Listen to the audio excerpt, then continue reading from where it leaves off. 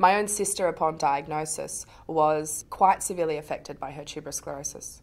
My parents were told to start preparing her funeral, and they dutifully started doing so. After a couple of months and slowly finding some seizure medications that had an impact, they realised that this wasn't going to be the case, and that funeral design was able to be put in the drawer and not pulled out again for very many years.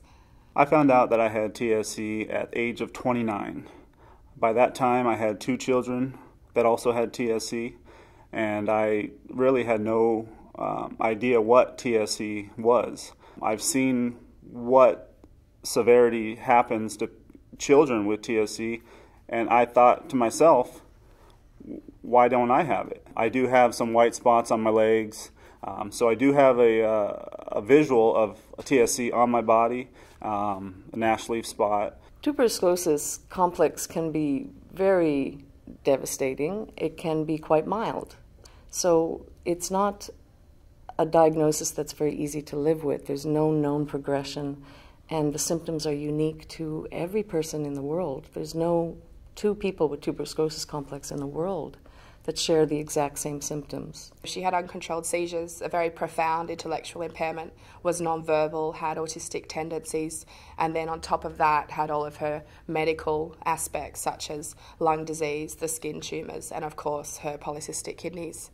She fought very bravely, lived a really happy life, loved her friends, dancing, horse riding, school. She used to do work experience in a hardware store. So what's the range here? You may have someone who has epilepsy and has no other organ involvements whatsoever.